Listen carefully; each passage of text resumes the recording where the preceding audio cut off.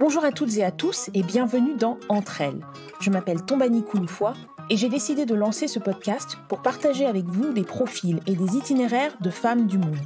Dans ce podcast, vous écouterez des femmes donc parler entre elles avec bienveillance et empathie de leurs histoires personnelles et de leur parcours professionnel. J'espère que ces femmes vous inspireront par leur passion et leur implication dans leurs projets, où qu'elles soient dans le monde. Dans ce 7e épisode, Entre elles reçoit Amy Fanny. Amy est la fondatrice de Saba Naturals, une marque cosmétique dont la mission est de faire le lien entre les communautés africaines qui possèdent un savoir traditionnel, les scientifiques capables de pérenniser et moderniser ce savoir, et les consommateurs à la recherche de produits efficaces et authentiques. Saba Naturals est également une plateforme de distribution sur laquelle sont commercialisées d'autres marques africaines de qualité qui partagent les valeurs de la marque. L'une des lignes éditoriales de ce podcast, c'est qu'il est important d'appréhender le parcours de nos invités de façon holistique pour comprendre que le succès est un processus. De ce fait, Entre elles vous propose cette semaine un épisode en 2 parties qui se décomposera comme suit. La première partie sera consacrée au parcours professionnel d'Amy dans l'audit et le private equity, et la deuxième sera focalisée sur son aventure entrepreneuriale avec Saba Naturals. Je vous invite à découvrir la première partie de ce très bel épisode enregistré à distance entre Londres et Abidjan. Bonjour Amy et bienvenue dans cet épisode de Entre elles. Je le disais en introduction, tu es la fondatrice de Saba Naturals, une marque destinée à mettre en valeur et partager le savoir-faire ancestral de l'Afrique avec le reste du monde dans l'univers des cosmétiques et de la beauté. Bonjour Tombani, merci, oui, c'est bien résumé. Très contente d'être avec toi sur ton podcast. Merci pour l'invitation. Alors, ravie de te recevoir. Avant de parler de Saba Naturals et de ton aventure entrepreneuriale, j'aimerais revenir sur ton parcours. Tu as grandi à Abidjan. Quels sont tes souvenirs de cette époque, les années 80, que beaucoup décrivent un peu comme l'âge d'or de la Côte d'Ivoire? Oui, alors, je précise, j'ai grandi à Abidjan, mais je suis née en France. Je précise parce que je pense que ça a eu un impact quand même sur la façon dont j'ai abordé les premières années de ma vie à Abidjan. Donc, effectivement, je suis née en France, je suis rentrée en Côte d'Ivoire autour de l'âge de 4 ans avec mes parents. Et effectivement, c'était les années 80, les années de gloire, l'âge d'or de la Côte d'Ivoire, où l'argent du café cacao permettait aux Ivoiriens de vivre quand même une vie assez agréable. Donc, avec mes parents, j'ai effectué toute ma scolarité à 2 pas de chez moi. Donc, j'avais juste la route à traverser pour aller à l'école, plus précisément à l'école Jean Mermoz. Donc, j'ai eu une enfance, je dirais, j'ai été gâtée. J'étais vraiment bien dans cet environnement. Il se passait beaucoup de choses. Les Ivoiriens avaient, tous un travail correct. Et voilà, c'est de très, très bonnes années. Je garde de bons souvenirs de cette première partie de ma vie en Côte d'Ivoire. Et donc, tu disais, tu étais au Collège international Jean Mermoz. Tu as passé le bac à Mermoz également? Tout à fait. En fait, moi, je suis 100% produit Mermoz, hein. Maternelle à la terminale. Donc, c'était vraiment, c'est une école qui a été centrale vraiment dans ma formation, dans ma vie, dans ce que j'ai fait plus tard. C'était une école, en fait, qui était très intéressante, déjà très multiculturelle. Il y avait, je pense, plus de 50 nationalités. Donc, c'était plutôt cadre classe moyenne supérieure, voire plutôt supérieure, enfants de diplomates, etc. Mais au-delà de ce caractère qu'on pourrait penser être un peu élitiste, il y avait vraiment une éthique de travail. On avait un directeur à l'époque, M. Pierre Padovani, qui était un Corse, qui était installé déjà à l'époque en Côte d'Ivoire depuis un certain nombre d'années, et qui était très rigoureux. Donc, Mermoz, c'était une école, tu en sais quelque chose. C'était une école certes élitiste, hein, on avait quand même de la chance d'être à Mermoz parce qu'on était parmi les privilégiés du pays, mais on avait une éthique de travail, on plaisantait pas, on travaillait, on bossait. Et ce que j'ai aimé aussi de ce passage à Mermoz, donc en plus de la multiculturalité qui te sert quand tu vas après en Europe, tu n'es pas perdu parce que tu as déjà eu l'habitude d'être dans des classes avec plusieurs nationalités, c'était aussi le côté inclusif. Parce qu'à l'époque, Mermoz recevait des boursiers de l'État ivoirien, donc des personnes de milieux plus modestes qui venaient et je pense que ça enrichissait aussi le cursus. Et voilà, donc c'était des années aussi très formatives pour moi dans ce contexte-là. Je suis tellement d'accord avec toi et d'ailleurs, je vais quand même faire un petit disclaimer, c'est que moi aussi j'étais à Mermoz au primaire. Je me souviens très bien de monsieur Padovani et de son air sévère à l'entrée de Ouais, l'école ouais, tous les ouais, matins. ouais, ouais. Ça Hem, rigolait pas, hein. mmh Ouais. mh. Et donc tu passes le bac à Mermoz et tu fais le choix d'intégrer une classe préparatoire. Comment se fait le choix de ton orientation? Alors, donc encore une fois, beaucoup de choix que j'ai faits à cette époque-là, je pense, ont été vraiment influencés par l'environnement dans lequel j'étais. Donc déjà, à Mermoz, en toute modestie, j'étais une très bonne élève. Heu, j'avais de bonnes notes, en général en tête de classe et de façon naturelle pour moi, il fallait que je fasse les meilleures études et dans le système français, pour ceux qui connaissent un peu, la classe préparatoire, c'est la voie «royale» entre guillemets, hein, c'est comme ça qu'on l'appelait. C'est-à-dire seulement les meilleurs élèves peuvent prétendre, envoyer leur dossier, être sélectionnés dans une classe préparatoire en France et y aller. Donc je ne pensais pas à autre chose vraiment, je voulais faire le meilleur en fait. Même si à l'époque, je savais vraiment pas ce que j'allais faire, hein. J'avais aucune idée du métier que j'allais exercer. Je voulais juste être dans la meilleure voie et voilà. Et donc à partir de Mermoz, j'ai constitué mon dossier. Et encore une fois, ça montre un peu l'état d'esprit dans lequel on était à Mermoz, en tout cas à l'époque. C'était, il n'y a pas de limite en fait. Il n'y a pas de raison que parce que tu viens d'un lycée d'Afrique, tu n'aies pas accès au meilleur de l'éducation française. On n'avait aucun complexe. J'avais déjà des amis qui étaient également bons, qui étaient dans des promotions avant moi, qui avaient été recrutés, sélectionnés pour des classes préparatoires en France. Donc ça nous paraissait tout à fait accessible à partir de la Côte d'Ivoire. Et c'est quand je suis arrivée en France, en fait, que j'ai réalisé, ben non, c'est pas si accessible que ça, parce que même des élèves qui ont fait toute leur scolarité en France, qui sont français, qui sont dans ce milieu-là, la classe préparatoire, pour certains, ça leur semblait être quelque chose de complètement inatteignable. Mais pas, encore une fois, à partir de mon point de vue, où vraiment, il n'y avait aucune raison, aucun complexe, on vise le meilleur, et puis bon, heureusement pour moi, c'est bon, j'ai visé, j'ai été, j'ai été acceptée. Alors, j'ai été acceptée dans une classe préparatoire dans un lycée dans le sud de la France. Mes parents ont quand même essayé de me dissuader d'aller à Paris, hein, ça, il faut que je le dise. C'était, voilà, tu vas ton bac, tu vas pas dans une grande ville, tu vas aller dans une petite ville, de préférence où on connaît quelqu'un. Donc, je suis allée la première année dans la classe préparatoire du lycée Barthou à Pau, sud-ouest. Je n'avais jamais été à Pau et même en fait, depuis ma naissance, je n'étais jamais retournée en France. Donc ça a été, voilà, ça a été une expérience intéressante. Moi qui venais d'Abidjan, la grande ville, j'arrivais dans un petit village du sud-ouest de la France. Mais ça s'est bien passé, j'ai été bien accueillie, j'ai eu de bons résultats. Si bien même que la deuxième année, je me suis permise de dire non, il me faut un lycée un peu plus, il me faut un peu plus de challenge. Voilà, donc j'ai envoyé mes dossiers un peu partout et j'ai été acceptée dans une classe préparatoire à Toulouse, qui était déjà une ville un peu plus grande, avec des lycées un peu plus cotés. Et donc, encore une fois, le but pour moi, sans complexe, c'était de dire, ben, je cherche le meilleur, en fait. Donc, je change. Je vais à Toulouse la deuxième année, pour ma deuxième année de classe préparatoire. Et donc, c'est à partir de là-bas que je présente mes différents concours et que je décide d'intégrer l'ESC Nantes à l'époque, qui s'appelle Audencia maintenant. Voilà un peu l'histoire. Et cette période en école de commerce, elle se passe donc plutôt tranquillement, j'imagine?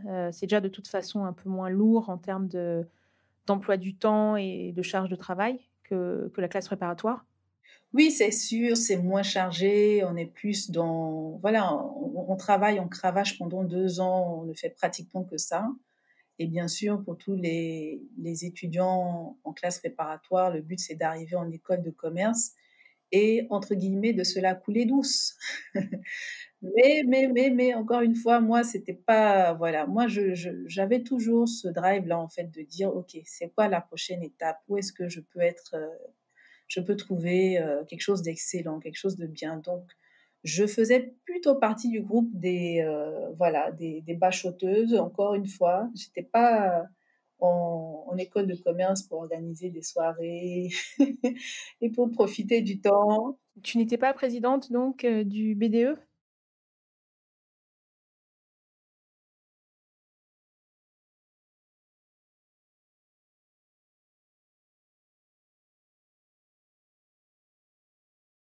Non, je n'étais pas présidente du BDE, le bureau des élèves qui se charge d'organiser toutes les fêtes. Au contraire, j'étais pas présidente, mais j'étais membre de la junior entreprise. Donc voilà, encore une fois, moi, voilà, j'étais allée en France, voilà, avec un but vraiment précis, même si je savais encore toujours pas ce que j'allais faire plus tard, mais je voulais rester quand même, dans le haut. Donc j'ai intégré l'ESC Nantes. J'ai fait ce choix aussi parce que des écoles parmi les écoles qui m'avaient admise après le concours, c'était la seule école qui offrait la possibilité de faire un double diplôme. Alors donc j'explique un peu ici. La plupart des écoles de commerce à l'époque offraient la possibilité d'aller en semestre d'échange. Donc voilà, on avait différents pays. Alors, j'ai été en France après le bac. C'est vraiment parce que mes parents m'ont dit, les États-Unis, tu peux oublier, ça coûte tellement cher. Si tu dois y aller, ça sera par tes propres moyens. En tout cas, nous, on t'envoie en France, le reste, c'est ton problème. Donc moi, je me suis dit, d'accord, je vais aller en France, mais je vais trouver le moyen d'aller aux États-Unis. Et donc, dans mon choix, l'ESC Nantes, c'était ça pour moi. C'est-à-dire, je savais que cette école-là offrait la possibilité d'avoir un double diplôme, c'est-à-dire de partir pour plus longtemps qu'un semestre et de faire carrément tout un cursus aux États-Unis et à la fin d'obtenir un diplôme américain et un diplôme français. Donc, c'était le but que je m'étais fixé. Et c'est comme ça que l'ESC Nantes, j'ai fait 2 ans, hein, je pense, 2 ans à l'ESC Nantes avant d'être sélectionnée. Parce que c'était bien, c'était tout frais payé, c'est-à-dire qu'on payait que la scolarité de Nantes. Et avec ça, on avait la possibilité d'être boursier aux États-Unis. Donc pour moi, c'était juste le rêve, quoi. Donc j'ai travaillé très dur à l'ESC Nantes pour être parmi les 2 personnes de la promotion sélectionnées cette année-là pour aller aux États-Unis. Donc tu vois, je ne me suis pas reposée à l'ESC Nantes. Clairement pas. Justement, dans le cadre de ce double cursus, tu pars aux États-Unis, dans le nord-ouest de l'État de l'Ohio, à Oui, Bowling Green State University, pour un c'est MBA. ça. D'abord, qu'est-ce qui motivait cette décision, ce rêve de vouloir partir aux États-Unis? Pourquoi c'était important pour toi d'y aller? Je pense qu'il y a une combinaison. Déjà, bon, j'ai beaucoup de chance parce que je connaissais déjà les États-Unis. J'ai une grande famille, et donc parmi les membres de ma famille, il y en a beaucoup, entre guillemets, qui sont allés se chercher, c'est-à-dire, voilà, aller gagner leur vie, faire des études aux États-Unis. Donc j'avais déjà une bonne base familiale là-bas. Mes parents m'avaient offert également la chance d'aller aux États-Unis en vacances pratiquement tous les étés. Donc c'est un milieu dans lequel je me plaisais en fait. Et je pense que ce qui m'a plu aussi, c'est que aux États-Unis, tout me semblait possible. De la même façon, je disais, moi, je voulais toujours être en train de rechercher ce qu'il y a de meilleur. Pour moi, quand je regardais autour de moi, les meilleures choses se faisaient aux États-Unis. Et c'était très important pour moi de pouvoir y vivre et travailler après avoir eu l'opportunité de passer des vacances. Et c'est vraiment cette recherche-là qui m'a amenée vers les États-Unis. J'aimais le style de vie, j'aimais la musique, et puis j'aimais l'esprit américain. Tu sais, les Américains, ils sont pas très à l'époque, hein, c'était pas très compliqué. Tu arrives, tu fais ton boulot, tu es bien, tu avances. C'est vraiment ce que j'avais en tête. Donc je me suis dit, ça doit être le pays où je peux me réaliser. Donc il faut se donner les moyens d'y aller. Et qu'est-ce que tu retiens de cette, transition américaine? Est-ce qu'elle a été à la hauteur de tes attentes? Et je te pose la question parce que, c'est vrai que ce sont 2 systèmes éducatifs qu'on oppose souvent, le système éducatif français et le système américain, qui pour le coup est souvent décrit comme un système où on part de Mhm. l'individu vers les études, c'est-à-dire, ce dans quoi tu peux t'épanouir et cetera, versus le système français qui est plus académique et où l'apprentissage, la réussite, souvent ne prennent qu'une seule forme. Donc ça évolue doucement maintenant, mais mais à l'époque, c'était vraiment plutôt ça. Est-ce que ça, c'est quelque chose que tu as apprécié ou finalement pas plus que ça? Oui, tout à fait, en fait, hein. C'est vrai que alors déjà, moi, j'ai l'art de débarquer dans des bleds à chaque fois, hein. Je sais pas si tu as remarqué. En France, je débarque à Pau. Aux États-Unis, je débarque à Bowling Green. C'est pas Los Angeles, c'est pas New York. Donc, j'étais un peu surprise quand je suis descendue de l'avion et que j'ai vu que l'aéroport était plus petit que celui d'Abidjan. C'est vrai que c'est un système qui est différent. C'est un système qui frappe et qui, moi, m'a séduite dès le début. L'université américaine, déjà, les infrastructures sont incroyables. C'est une mini-ville dans la ville, il y a tout sur place. Et il y a ce système de crédit qui n'était pas très développé à l'époque en France et en Europe et qui l'est beaucoup plus, surtout dans les écoles de commerce, où quand tu entames tes études, en fait, tu choisis des matières par affinité. Donc, tu sais peut-être pas en quoi tu feras ton bachelor, mais tu as le choix entre histoire de l'art, entrepreneuriat, économie. Donc, en fait, tu bâtis, c'est un peu comme des briques pour bâtir en fait ton cursus. Donc, tu peux avoir deux personnes qui ont un bachelor en histoire de l'art, mais qui ont une sensibilité complètement différente parce qu'elles ont pris des cours différents. Bon, il y a une base, bien sûr, à avoir, hein. Donc ça m'a plu, ça m'a vraiment plu. Alors moi, j'étais dans un programme de MBA. Donc j'étais pas là, j'étais pas comme une jeune américaine qui vient d'avoir son bac et qui va prendre des cours ici et là. J'étais quand même là-bas dans un cursus bien déterminé. Je faisais un MBA, donc j'avais des cours obligatoires et puis quelques cours où j'ai pris pour me faire plaisir. J'ai pris des cours de guitare, par exemple. Génial. Ça m'a pas servi après. J'étais nulle en fait. J'ai abandonné, j'ai abandonné en cours parce que c'était censé être un cours pour débutants, mais je me suis aperçue qu'il y a différents niveaux de débutants, hein. Donc j'ai laissé tomber en cours. Mais voilà, moi je me suis retrouvée en fait, voilà, c'était là, c'était dans le choix que j'ai eu après, c'est ma spécialisation.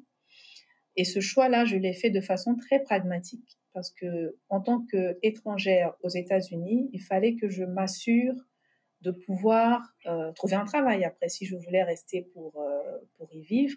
Et pour trouver un travail, il fallait être dans un secteur, une filière où les sociétés te sponsorisaient, c'est-à-dire finançaient tes démarches pour obtenir le visa de travail. Et à mon époque, la voie royale pour ça, encore une fois, c'était l'audit. Les cabinets d'audit étaient de grands recruteurs, ils avaient de grands besoins. Et si tu étais un étudiant étranger et que tu voulais avoir les meilleures chances de trouver une société qui te sponsorisait, qui faisait tous tes papiers d'immigration pour que tu puisses travailler aux États-Unis, c'était certainement les cabinets d'audit. Donc, moi, j'ai fait un billet et une spécialisation en compta pour pouvoir justement rejoindre après un cabinet d'audit. Et juste une question en passant pour, rebondir sur ce que tu disais auparavant avec, les cours de guitare. Mhm. Est-ce que du coup, cette expérience aux États-Unis, ça t'a permis quand même, d'ajouter un peu de fantaisie dans ton parcours? Parce que justement tu parlais des cours de guitare.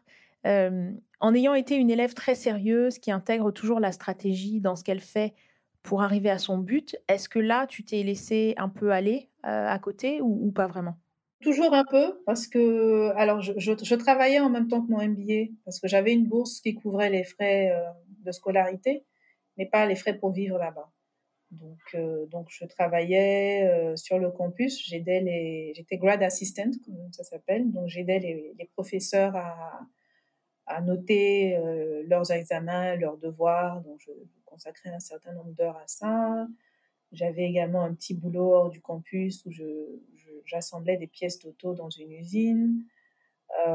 Donc oui, ce sont des expériences que j'aurais pas pu avoir en France en fait. Donc j'étais contente de ce fait-là. Et puis effectivement, un peu plus de fantaisie avec la musique. J'ai toujours adoré la musique et jamais pensé qu'à l'université, je pourrais m'initier un peu. Euh, voilà, j'étais aussi présidente de l'association des grad students, donc des étudiants en MBA. Donc on organisait quelques activités pour rythmer la vie de l'école. Donc c'est vrai. En plus de l'aspect académique, c'est un aspect aussi qui m'a permis de m'ouvrir à autre chose. Et j'ai beaucoup apprécié ce temps-là. Donc tu débutes ta carrière en audit, chez KPMG à New York et tu y restes un peu moins de 4 ans. Est-ce que tu as passé toute cette période à New York ou est-ce que tu as changé de bureau entre-temps? Alors, donc effectivement, donc après mon MBA, j'ai la chance d'être recrutée par KPMG et donc c'est ceux qui connaissent un peu, c'est l'une des Big Four. Ils sont partout dans le monde, partout aux États-Unis. Bien sûr, je choisis d'aller à New York parce que pour moi, c'était vraiment la ville de mes rêves, la ville où je me voyais travailler, vivre. Et je les rejoins là-bas. Alors à l'époque, il y avait, et c'est toujours le cas d'ailleurs, donc l'audit financier. Donc tous ceux qui auditaient les institutions financières, les banques, les assurances, etc. Et puis le département qui s'appelait Metro, c'est-à-dire tout ce qui n'est pas financier. Donc les industries, les services. Donc j'étais plutôt dans ce département-là. Donc ça m'a permis de voir pas mal d'industries. Et après ce passage à New York, j'ai fait un peu moins d'1 an à KPMG Suisse. Mais bon, ça, on pourra peut-être y revenir un peu plus tard, au moment où je décide de quitter les États-Unis. Mais aux États-Unis, c'était bien New York pendant les 4 ans. Et c'était vraiment une expérience extraordinaire. Alors justement, est-ce que tu peux nous parler un peu de cette période? Donc c'est ton premier job, tu es dans la ville de tes rêves. Comment ça se passe quand tu y repenses? Est-ce que c'est, une parenthèse enchantée comme ça dans ta vie où tu commences à gagner de l'argent, tu es plus autonome? Est-ce que tu t'épanouissais dans le travail que tu faisais? Est-ce que tu te voyais progresser dans cette filière? Ou est-ce que tu savais déjà que c'était un tremplin vers autre chose? Il y a beaucoup de questions là, je suis désolée. Oui, bah, je vais essayer d'y répondre. Tu me diras si j'oublie des aspects, hein. Mais en fait, de façon générale, effectivement, j'étais, comme on dit, au top pour moi, j'étais au top du monde, hein. Voilà, je me disais, déjà mes parents étaient très fiers de moi et ça compte beaucoup pour moi parce qu'ils m'ont soutenue toutes ces années, hein, même si j'ai été indépendante financièrement dès que je suis arrivée aux États-Unis, ils me soutenaient beaucoup moralement et pour eux, c'était aussi vraiment un accomplissement de tout un parcours. J'étais arrivée à KPMG sans avoir un tonton ou une tata qui est là-bas et qui m'a pistonnée. C'était vraiment, voilà, c'était le fruit de mon travail, le fruit de mes ambitions. Donc, vraiment très fière de moi, moi aussi. Et l'expérience que j'ai eue là-bas, j'ai qualifié d'extraordinaire parce que je découvrais, même si je connaissais les États-Unis, comme je disais, je venais en vacances, mais bon, ça n'a rien à voir, hein. J'étais adolescente, j'étais là pour l'été. Là, je me retrouvais dans la situation d'une jeune professionnelle, première expérience professionnelle aux États-Unis, dans un environnement comme New York. On se voit le matin au milieu de ces grands buildings. On se croit dans un film, en fait, hein, quelque part, hein, venu de chez moi en Côte d'Ivoire. Et j'ai découvert aussi le monde professionnel américain qui est particulier. Et pour moi, c'était une bonne expérience. J'ai vu, donc tout de suite, j'étais déjà cataloguée, en quelque sorte. J'étais une femme et j'étais noire. Donc, double minorité. Et à l'époque, c'est pris très, très au sérieux, hein. Donc, je remarque qu'il y a beaucoup d'efforts qui étaient faits pour intégrer, en guillemets, ceux qui ne ressemblaient pas aux autres, c'est-à-dire ceux qui n'étaient pas blancs, qui n'étaient pas des hommes. C'était encore un milieu dominé par ça. Et donc, je rejoins par exemple l'association des Black Accountants. Et je suis invitée à faire des formations sur l'étiquette. Donc voilà, quand vous êtes invité à un déjeuner client, par exemple, voilà où se placent les fourchettes, les cuillères, les verres. Enfin, c'était vraiment ça et je m'émerveillais de voir que ça comptait, que ça comptait. J'avais jamais pensé à ça. Bon, je mangeais déjà à table chez moi, hein, je rassure tout le monde.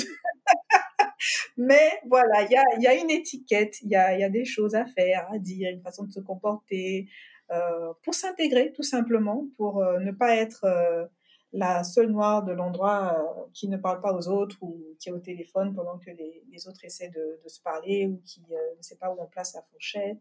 Donc c'était ça, c'était des formations de ce genre-là. Je pense que je n'aurais vu ça peut-être pas en Europe, en tout cas pas à l'époque. Donc c'était déjà très avant-gardiste pour moi, très nouveau et très formateur bien sûr parce que je prenais tout ça très au sérieux. Donc je suivais tout ce que je pouvais avoir comme formation.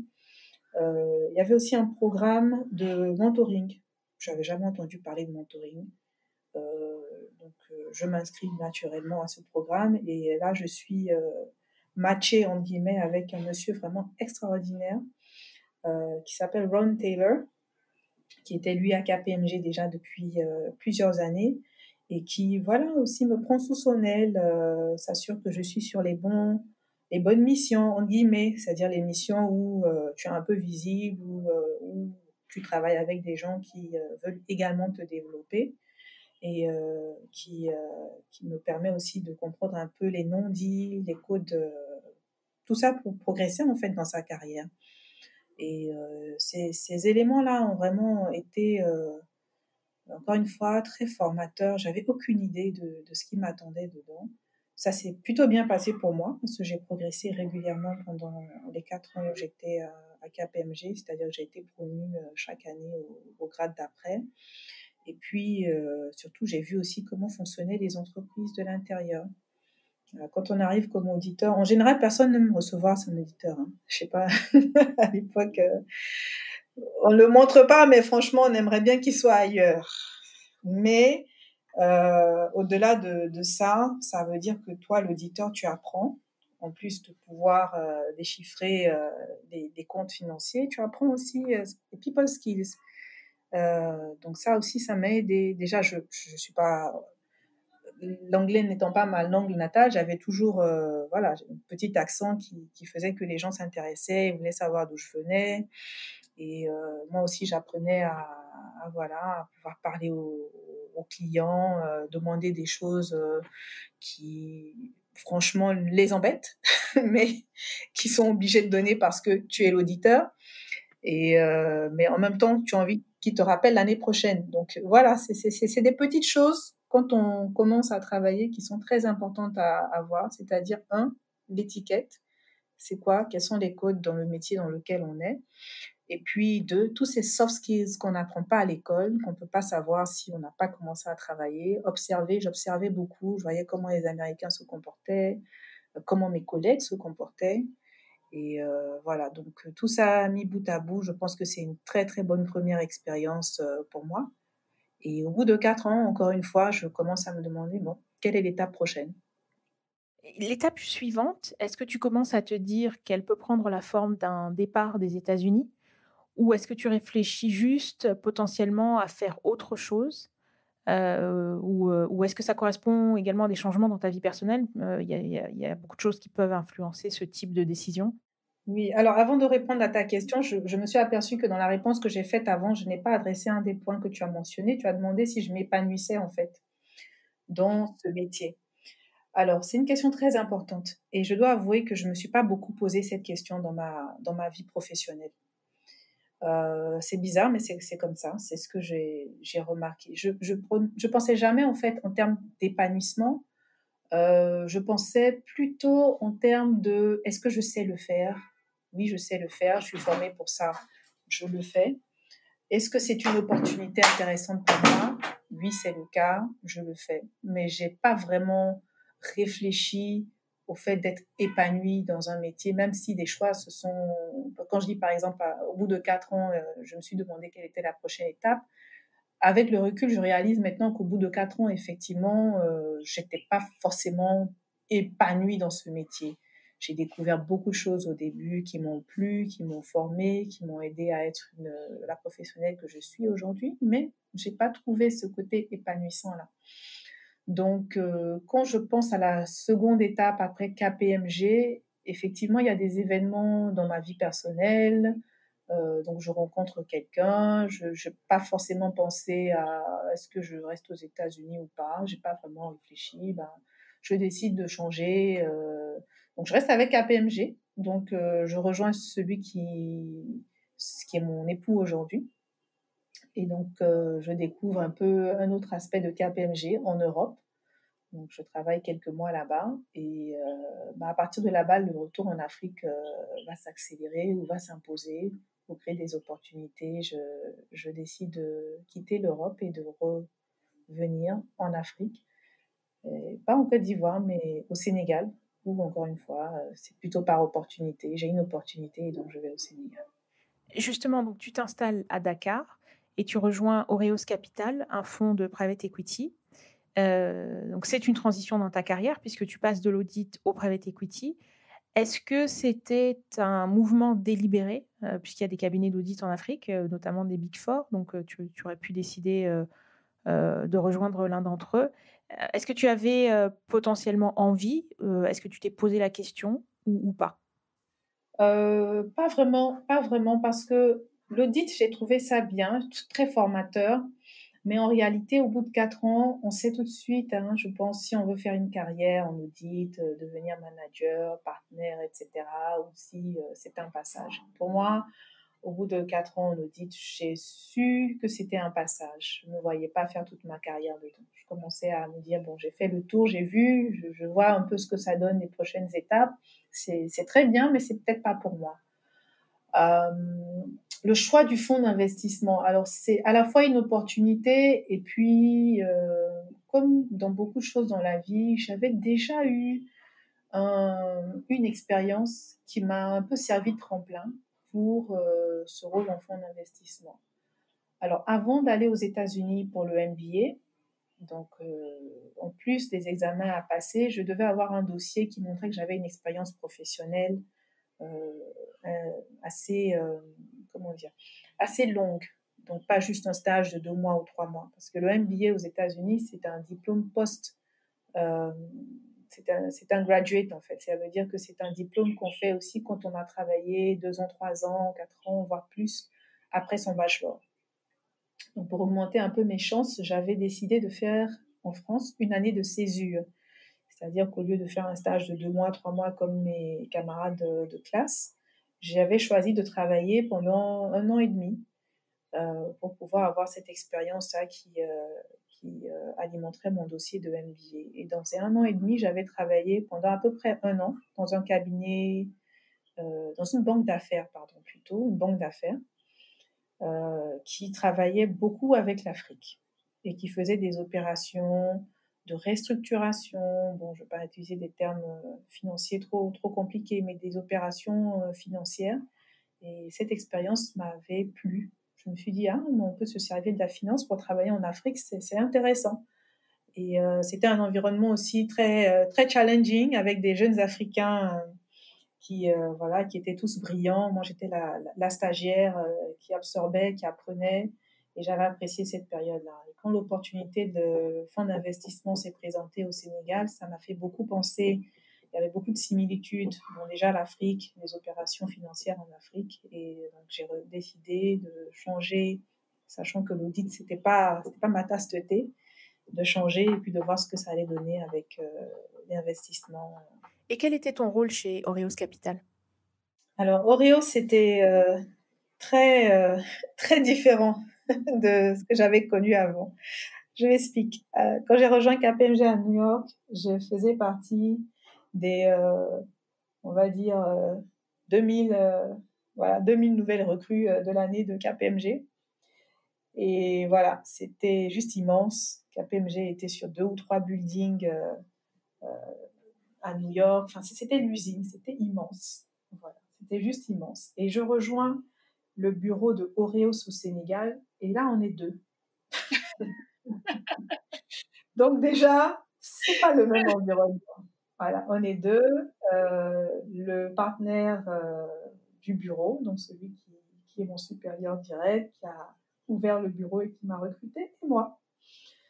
Donc pendant 4 ans, c'est un duo, donc j'apprends à travailler. Heureusement, on s'entendait très bien, quelqu'un de très bien, grand professionnel également, avec qui j'ai appris le métier. Et voilà, c'est une expérience complètement différente. Là, on est en train de bâtir quelque chose parce que c'était la première année, c'était l'année d'implantation en fait de ce fonds d'investissement au Sénégal. avec pour ambition de rayonner dans la sous-région. Donc, quelques voyages, je revenais en Côte d'Ivoire. Voilà, je visitais un peu les pays de la sous-région pour trouver des transactions. C'était une autre vie, voilà, tout simplement.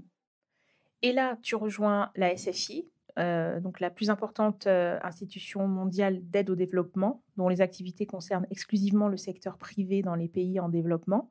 Je précise que la SFI fait partie du groupe de la Banque mondiale. Est-ce que tu peux nous parler de cette expérience et du rôle que tu occupais? Donc là, vous étiez un peu plus nombreux. Oui, non, là, je rejoins encore une autre grosse organisation. Le passage à la SFI, c'est encore une opportunité, hein. Donc, Oreos, c'est intéressant, c'est un nouveau métier, c'est un nouveau marché aussi, parce qu'à l'époque, c'est-à-dire 2008, le capital investissement était très, très peu connu en Afrique francophone. Donc, j'avais un rôle quand même assez central. On était 2 au bureau, donc je faisais à la fois du business développement, je travaillais sur les transactions, je rédigeais les documents d'investissement, je parlais aux clients, aux prospects. Donc, je touchais un peu à tout. Et au bout de 3-4 ans, les choses ont un peu changé à Oreos. Oreos a été racheté par une autre structure. Et puis là, bon, moi, j'étais pas très alignée avec leur vision.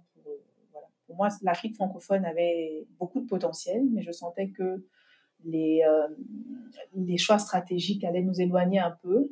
D'ailleurs, je militais pour avoir une présence beaucoup plus importante à Abidjan, qui à l'époque déjà avait la plupart des transactions, ou en tout cas des cibles se trouvaient. C'était pas vraiment la vision qu'ils avaient. Donc, quand j'ai eu l'opportunité, un poste s'est libéré à la SFI, j'ai postulé et j'ai rejoint la SFI dans ce contexte-là. Alors, SFI, effectivement, c'est gros, c'est une grosse machine, c'est une institution financière de développement qui est présente sur pratiquement tous les continents, enfin tous les pays en voie de développement, comme on disait à l'époque. Et je rejoins une équipe qui est déjà en place au Sénégal depuis quelques années. Et j'ai rejoint en tant que chargée d'investissement dans le secteur de l'agro-industrie. Et donc, je trouve ça super. Je viens de Côte d'Ivoire. Je sais que l'agro-industrie, c'est un secteur très porteur, hein. La Côte d'Ivoire a quand même un passé, et pas juste un passé, une économie en grande partie basée sur l'agriculture. Et donc, pour moi, travailler dans ce secteur-là, c'est tout à fait intéressant. En plus, je suis dans une équipe avec des professionnels. C'est aussi un des avantages d'être dans ce genre d'environnement. Bon, avec Oreos 11 et 2, il y a quand même une limite en termes d'apprentissage, de formation, etc. Ces filles mettent les moyens. Vraiment, vous êtes formés. Moi, j'allais régulièrement à Washington, où se trouve le siège de la SFI, pour des formations. Je travaille avec des personnes vraiment excellentes, à chacun à leur niveau. Et voilà, donc durant les 4 années où je reste à la SFI, c'est vraiment un développement professionnel sur le plan technique qui me plaît. Et voilà, donc mon rôle consiste à sillonner un peu les pays de la sous-région, toujours à la recherche de transactions à faire, en général du financement pour les sociétés qui sont déjà en activité, qui ont besoin d'étendre leur marché, leurs activités. Et donc depuis 2014, tu es de retour à Abidjan. Pour des raisons personnelles, donc je viens d'avoir un deuxième enfant. Sénégal, c'est vrai, c'est vraiment un super pays. C'est pas loin, mais c'est pas chez moi. Et ça commence à devenir un peu stressant, les déplacements, les voyages, les enfants qui sont en bas âge encore. Et je me dis, mais ce serait quand même bien de pouvoir rentrer, être entouré par la famille, avoir plus de flexibilité avec les enfants. Et j'en parle un peu autour de moi et bon, c'est pas forcément évident, mais la chance me sourit. Je tombe sur une manager qui m'aime beaucoup et qui, voilà, essaie de me trouver une place en Côte d'Ivoire.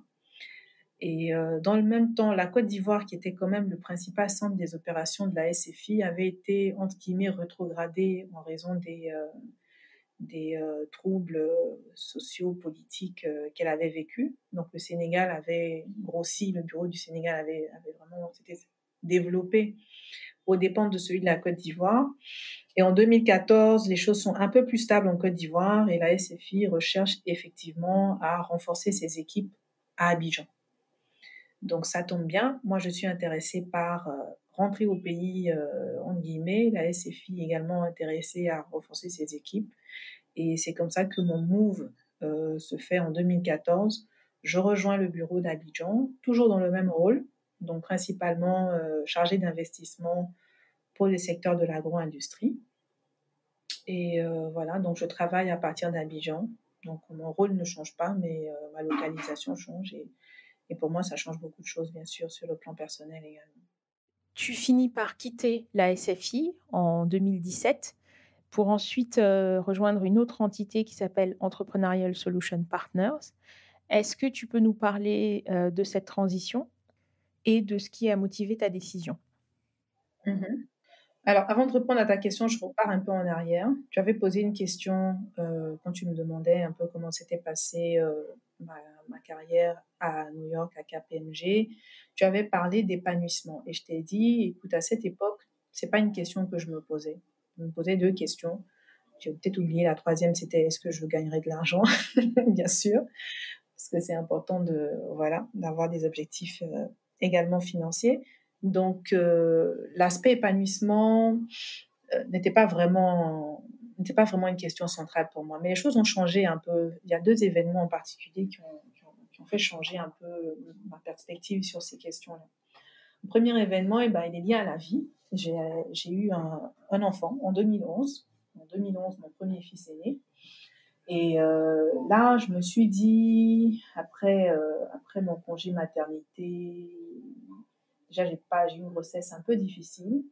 On était content quand on a vu ce petit être qu'on a fait venir au monde. J'étais très attachée, comme toutes les mamans, hein, bien sûr, à leur bébé. Et donc, le retour dans le monde professionnel n'a pas été facile. Et surtout, je me suis dit, mais attends, je passe les trois quarts de mon temps à travailler. J'ai un bébé à la maison avec lequel je ne peux pas être, je suis obligée de le confier à d'autres personnes.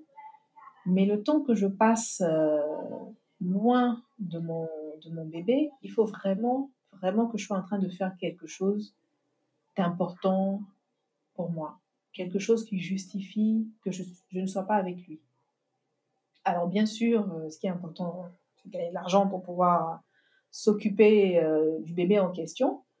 Mais au-delà de ça, est-ce que le temps que je passe loin de lui en vaut la peine? Est-ce que je suis en train de faire quelque chose vraiment qui est important pour moi? Donc la graine a été plantée en 2011. Ces questions-là étaient lancinantes pour moi après. Après, je suis passée à la SFI. C'était pareil, hein, les rythmes de travail sont assez intenses dans ces métiers et dans ces institutions. On passe beaucoup de temps en dehors de la maison, souvent en voyage. Donc pour moi, c'était une question lancinante.